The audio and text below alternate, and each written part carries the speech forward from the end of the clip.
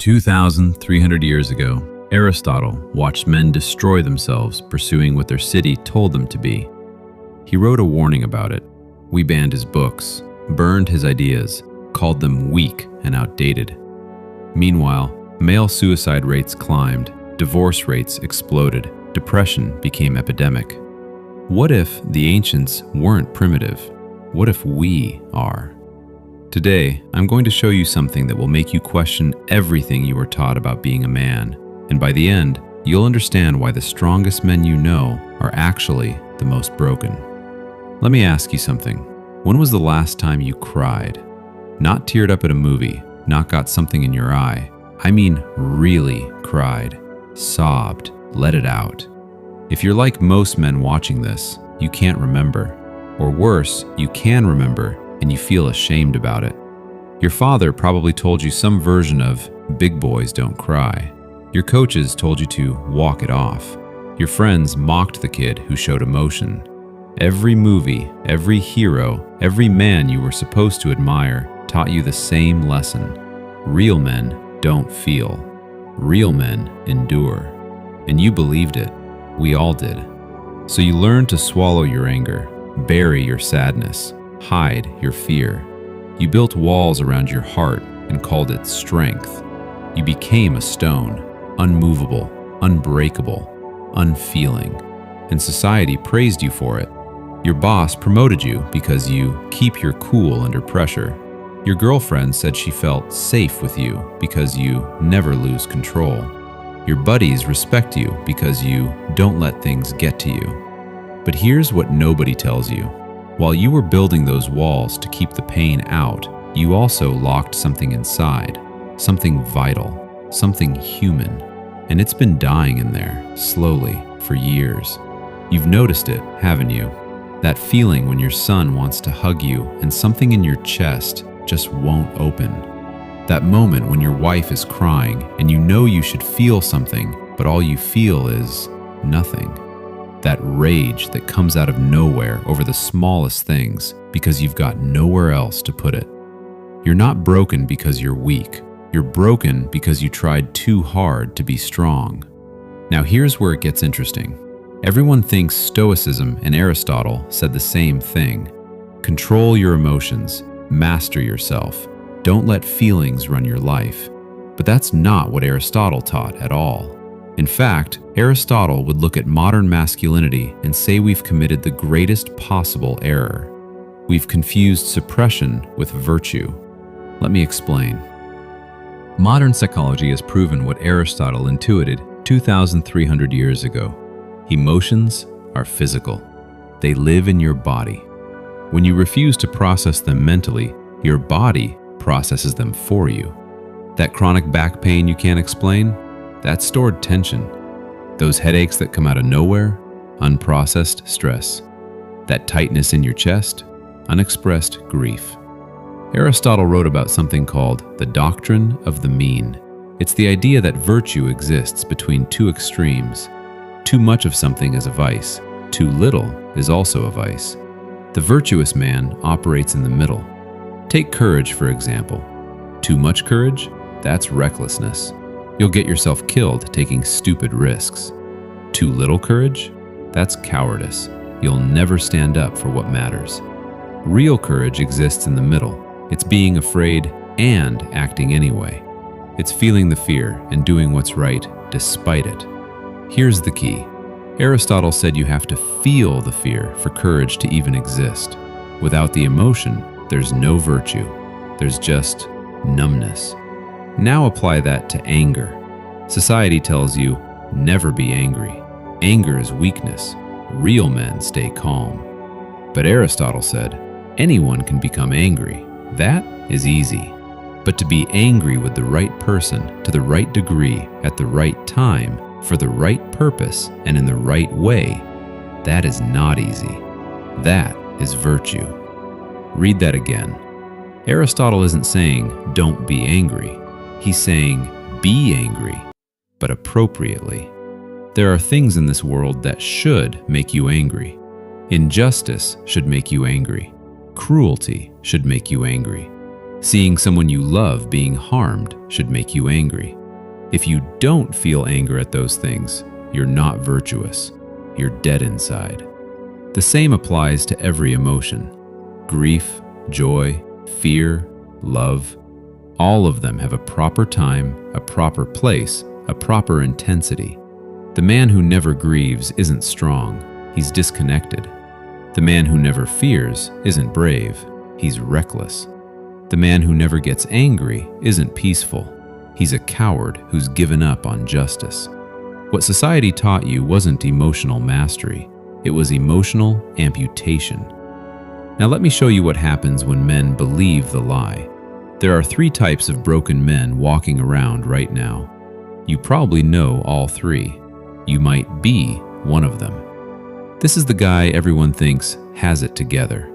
Calm at work, reliable, never complains, handles pressure like a machine. But at home, he explodes. His wife asks him a simple question and he loses his mind. His kid spills juice and he's screaming. He's driving and someone cuts him off and he's got road rage for the next 20 minutes. What's happening? He's been compressing emotions all day, all week, all year, stacking them up inside with nowhere to go, and eventually the pressure becomes too much. So it erupts at the people who can't fire him, the people who can't leave, his family. Aristotle would say, this man hasn't mastered his anger, he's just delayed it. And when it finally comes out at the wrong people, at the wrong time, in the wrong way. That's not virtue, that's a ticking time bomb. This guy took the lesson too seriously. He doesn't explode because he doesn't feel anything anymore. He's there, but he's not present. His wife talks to him and he nods but doesn't hear. His kids want to play and he goes through the motions, but there's no joy in it. He works, he pays bills, he does his duty, but he's hollow. People say he's strong and dependable, but inside, he's already gone. He checks out mentally. Some guys disappear into work, some into video games, some into porn, some into the bottle. They're not escaping, they're just not there anymore. Aristotle called this failing to achieve eudaimonia, human flourishing.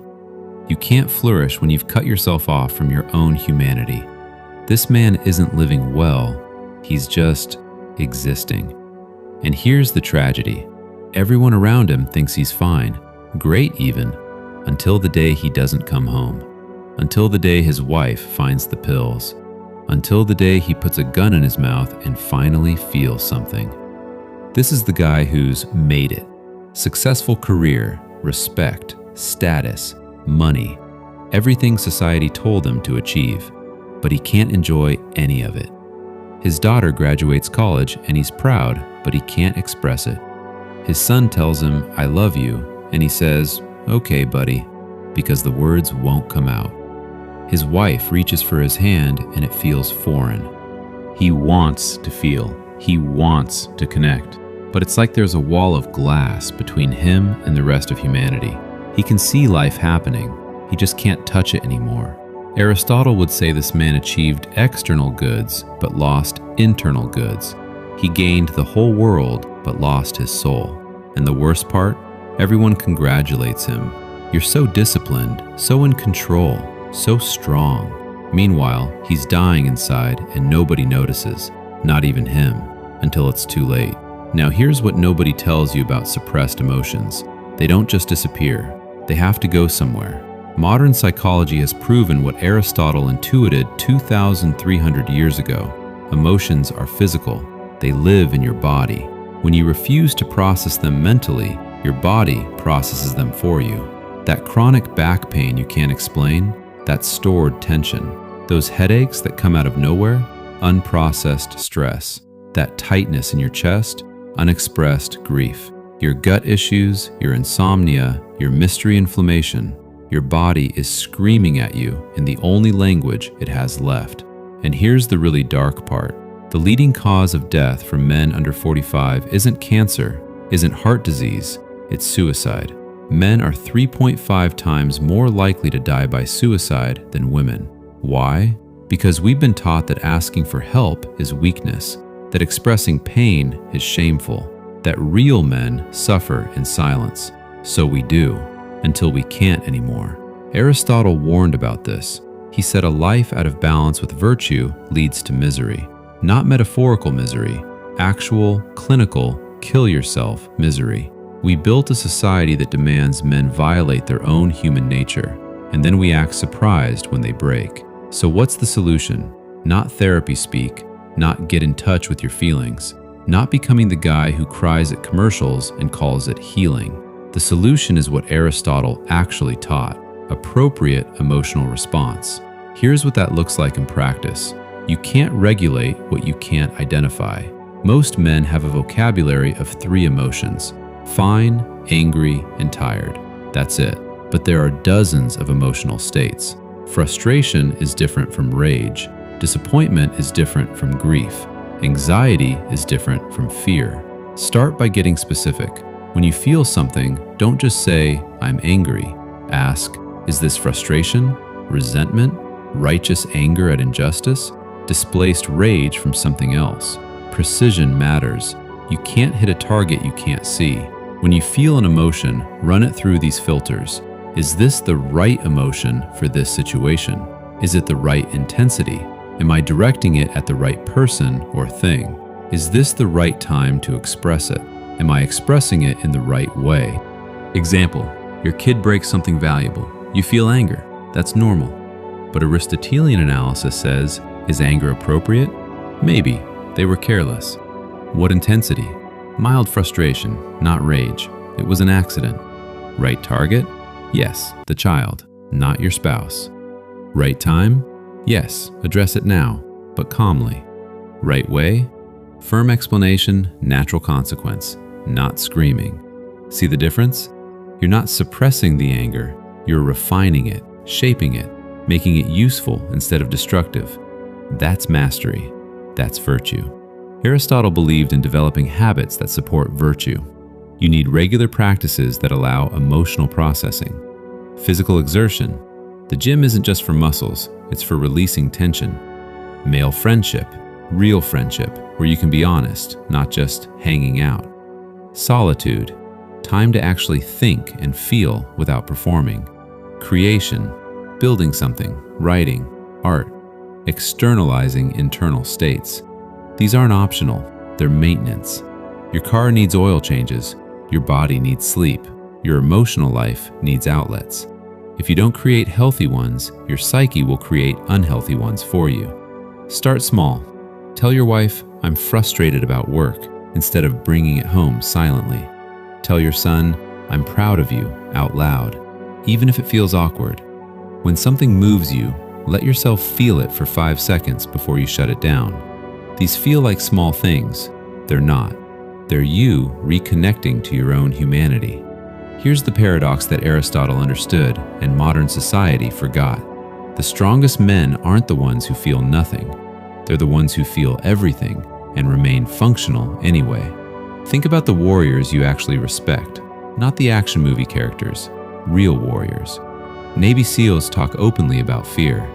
They say if you're not afraid, you're not paying attention. The fear keeps you sharp. The courage is doing the job anyway. Firefighters grieve when they lose someone. They go to therapy. They cry at funerals. And then they run back into the next burning building. The best fathers aren't stoic statues. They're men who cry at their daughter's wedding and teach their sons to throw a punch. They feel deeply and act decisively. Real strength isn't the absence of emotion. It's the integration of emotion with action. It's being able to feel grief and still get up in the morning. Being able to feel fear and still do what's right. Being able to feel anger and channel it into justice instead of destruction. That is what Aristotle meant by virtue. That is what we lost. So here's where we are. You've been lied to your entire life about what it means to be a man.